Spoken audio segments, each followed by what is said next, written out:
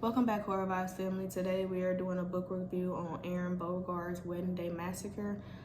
I can't wait to tell you guys how I feel about this book because this was going to be my tap out book. I have not had a book that make me want to tap out just yet, and I thought this was going to be the one.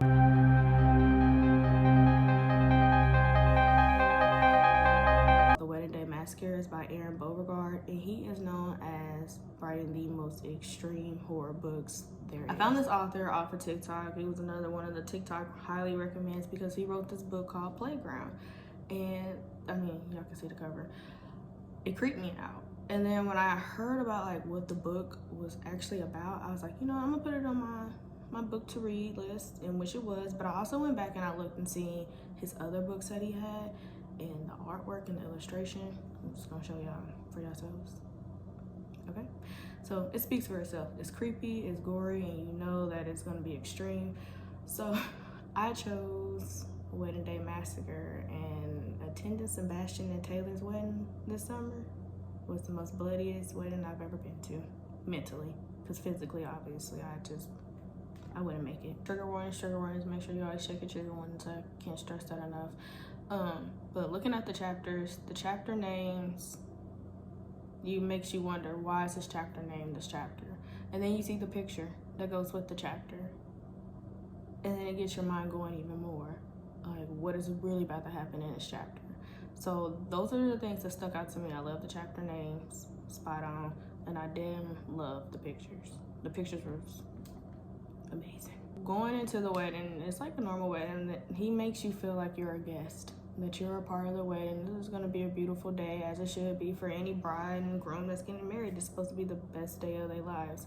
But as the night goes on, it slowly starts unraveling, warming you up for the more gruesome things that were gonna take effect in this. During the book, we find out that the bride is not sweet and innocent. This baby done been around town, okay? And her husband knows that. Sebastian knows. They try to make it seem like Sebastian is the sweet, innocent one, but then Sebastian turns the table on her.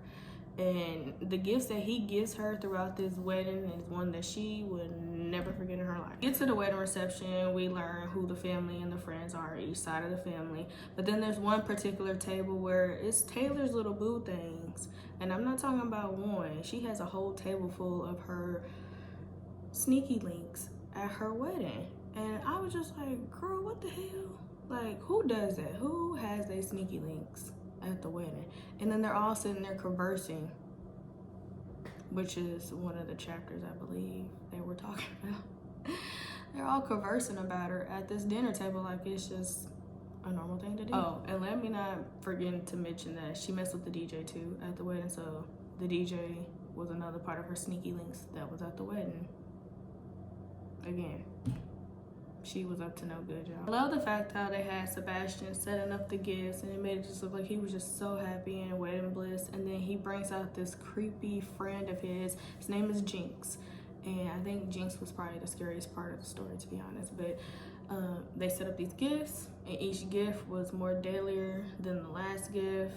And I don't want to give away spoilers because it'll just take away the fun of the book. But just know that the way that Sebastian thinks, no normal person probably would think like that.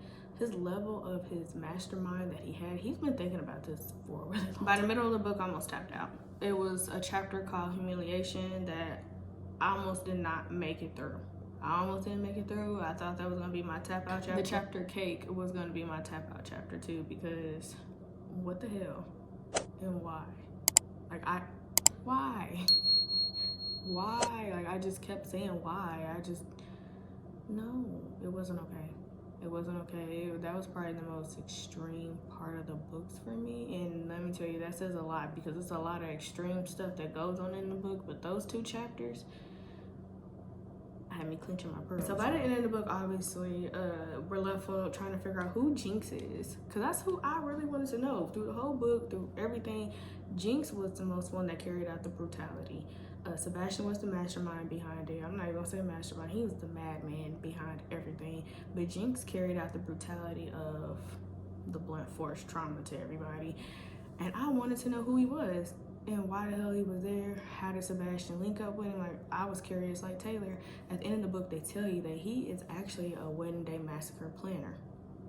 never thought of that. And Sebastian's reason on killing everybody is because he felt like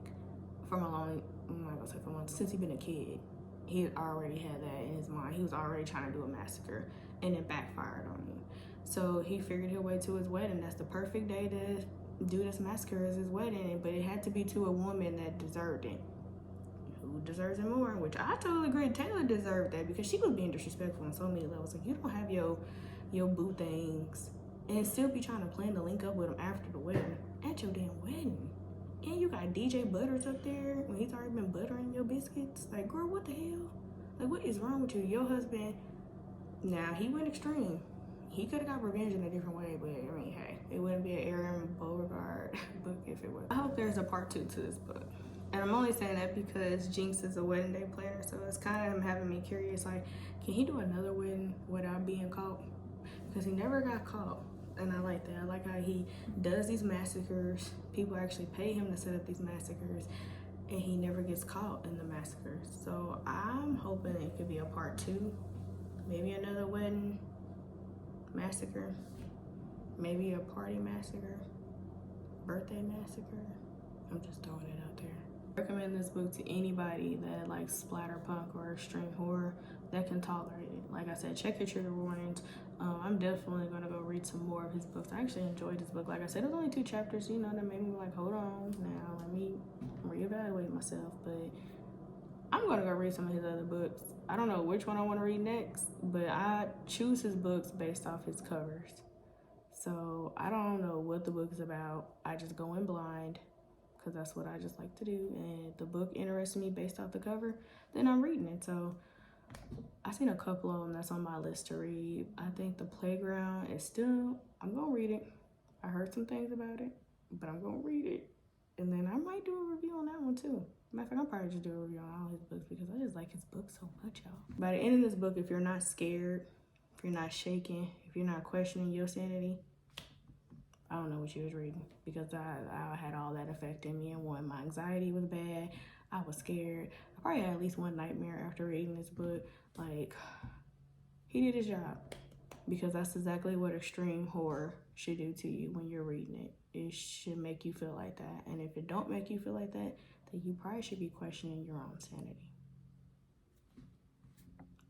That is it for this week's short but definitely not sweet book review on The Wedding Day Massacre by Aaron Beauregard. If you like this and you want to read it, it is available on Amazon.